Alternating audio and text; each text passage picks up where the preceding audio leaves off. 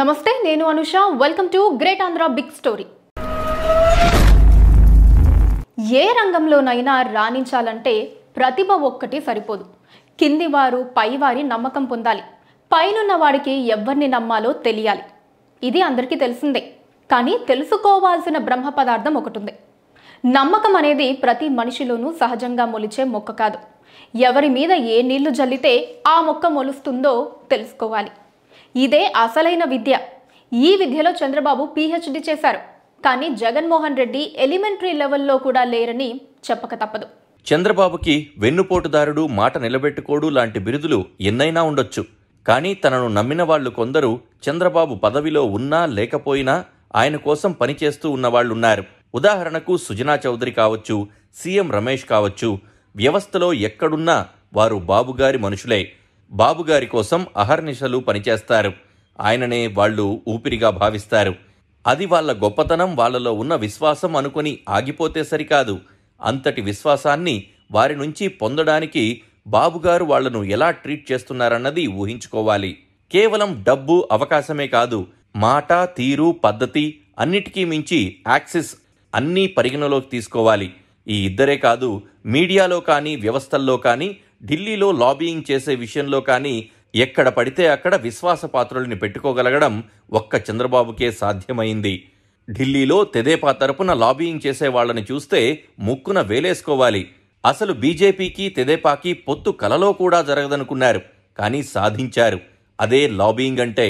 అంతటి విశ్వాసం చూపించడానికి కారణం బాబుగారు తమకు ఏదో చేస్తారనే నమ్మకం, అంతే. అలా లాబీయింగ్ చేయడానికి వైకాపాకెవ్వరూ లేరు. వ్యవస్థల్లో ఆరితేరిన వ్యక్తులు కూడా లేరు. కనీసం మీడియాలో కూడా సొంత మీడియా తప్ప మరొక దాన్ని తయారు చేసుకోలేకపోవడం ఆశ్చర్యం. బాబుగారికి తన పేరుతో సొంత మీడియా లేదు. ఏ ఛానల్స్ అయినా, పేపర్లైనా వాటి యజమానులు వేరు. కానీ వాళ్లందరూ బాబుగారి సొంత మీడియా మనుషుల్లాగా పనిచేస్తారు. వైకాపాకున్నది ఒక్క ఛానల్, పత్రిక. దాని ఓనర్షిప్ కూడా వాళ్లదే. సొంత మీడియా ఎంత చెప్పినా ఒక స్థాయి వరకే. తమది కాని మీడియా తమ తరపున మాట్లాడేటప్పుడే మీడియా బలమున్నట్లు. ఇవేవి జగన్మోహన్ రెడ్డి తన 5 ఏళ్ల పాలనలో పటిష్టం చేసుకోలేదు. ఇద్దరు వ్యక్తుల మధ్య సయోధ్య ఉండాలంటే నమ్మకమే పునాది. దానిని ఎంత పటిష్టంగా చేసుకుంటే అంత బలంగా ఉంటాయి బంధాలు. అది రాజకీయాల్లోనే కాదు, వివాహ బంధంలో కూడా అంతే.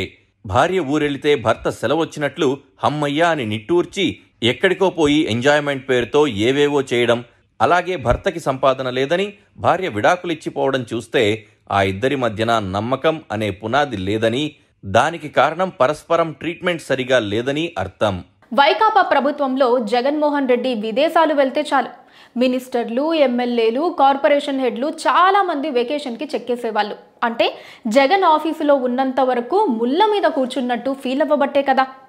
అదేవిధంగా వైకాపా ఓడిపోయి ప్రభుత్వం మారగానే చాలా మంది జగన్కి మొహం చాటేశారు. ఇక అతిపెద్ద దెబ్బేంటంటే విజయసాయిరెడ్డి వదిలిపోవటం. తప్పు ఎవరిది అన్న దాంట్లో ఎవరి వాదన వాళ్ళదుండొచ్చు. కానీ అంతటి నమ్మకస్తుడిలో కూడా నమ్మకాన్ని పెంచుకోలేకపోవటం జగన్మోహన్ రెడ్డి చేతకానితనమే అనుకోవాలి. కేసులైనా పర్వాలేదు, జైల్లో వేసినా పర్వాలేదు, ప్రాణమిస్తాను అనేవాళ్లు వైసీపీలో ఎందరున్నారు? అధిక శాతం మంది కేసులకి భయపడి పారిపోయిన వాళ్లే. ఇదిలా ఉంచితే విడాకులైపోయాక భర్త గాని, భార్య గాని బహిరంగంగా ఆరోపణలు చేసుకుంటే ఎంత అసహ్యంగా ఉంటుందో విజయసాయిరెడ్డి పార్టీ నుంచి తప్పుకుని జగన్మోహన్ రెడ్డి గురించి మైకు ముందు నెగిటివ్గా చెప్పడం కూడా అలాగే ఉంది. జగన్ అసలు రూపం బయటపెట్టిన అతని సొంత మనిషిగా తెదేపా వాళ్లు అనుకోవచ్చు. కానీ మిత్రధర్మంతో చూస్తే విజయసాయిరెడ్డి చేసింది తప్పే. నేను మౌనంగా ఉండడం వైఎస్ఆర్సీపీలో కోటరీకి నచ్చడం లేదు. అందుకే నాపై వైఎస్ఆర్సీపీ సోషల్ మీడియాలో అబద్ధపు పోస్టులు పెట్టారు. నన్ను కెలకటం మరియు ఇరిటేట్ చేయడం వల్ల నేను తప్పనిసరి పరిస్థితుల్లో రియాక్ట్ అవుతున్నాను. నా రియాక్షన్ వల్ల జగన్ గారికి నష్టం కలగాలని నమ్ముతున్న వారే నన్ను రెచ్చగొట్టే పనిలో ఉన్నారు. రాజకీయ అనుభవం లేని ఈ కోటరీ అనాలోచిత చర్యల వల్ల పార్టీలో నంబర్ 2 ప్రాధాన్యత కావాలనుకుంటున్న వారికి ప్రయోజనం ఉండొచ్చేమో కానీ జగన్ గారికి ఎలాంటి ప్రయోజనం ఉండదు.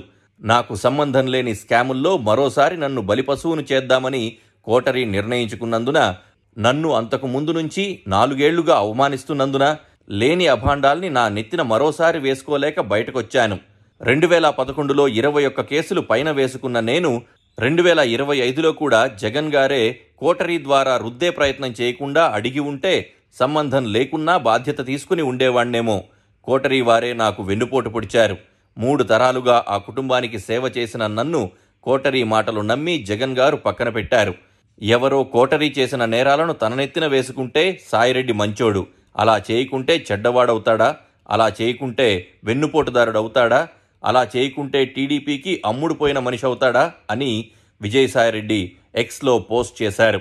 విజయసాయిరెడ్డి లాంటి సొంత మనిషినే దూరం చేసే విధంగా పనిచేసిన కోటరీని పెట్టుకున్నందుకు, ఆ కోటరీని నమ్ముకున్నందుకు ఎంత నష్టం జరుగుతోందో జగన్మోహన్ రెడ్డికి తప్ప అందరికీ తెలుస్తోంది. ఇంత జరుగుతున్నా అసలు విషయం బోధపడకపోవడం చోద్యమే.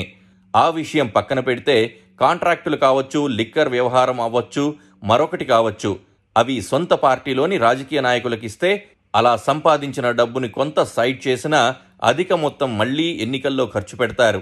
ఆ విషయం గ్రహించింది చంద్రబాబు మాత్రమే. అందుకే ఆ పార్టీలో నాయకులకు ఆయనంటే విశ్వాసం ఉంటుంది. జగన్మోహన్ రెడ్డి అలా కాదు.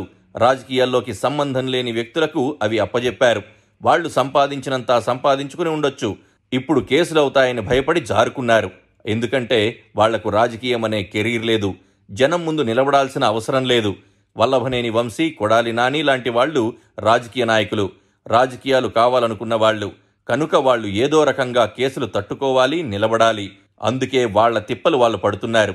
వాళ్ల నుంచి జగన్కు విశ్వాసం ఏ మేరకుంటుంది, ఎలా ఉంటుంది, ఎన్నాళ్ళుంటుంది అన్నది జగన్ నుంచి వాళ్ళు పొందిన ట్రీట్మెంట్ మీద ఆధారపడి ఉంటుంది. ఇక్కడ పాఠం ఏంటంటే, మన కోసం ఉన్న వారిలో నమ్మకం అనేది నారు పొయ్యకుండా, నీరు పెట్టకుండా పెరిగిపోదు. అది స్వయంభువు కాదు, దానిని బాధ్యతగా పెంచుకోవాలి. అలా నమ్మకం అనే మొక్కల్ని పెంచడం తెలిసిన తోటమాలి చంద్రబాబు, తెలియని నాయకుడు జగన్. ఇదే ఇవాల్టి గ్రేట్ ఆంధ్ర బిగ్ స్టోరీ. మరో బిగ్ స్టోరీలో మళ్ళీ కలుద్దాం.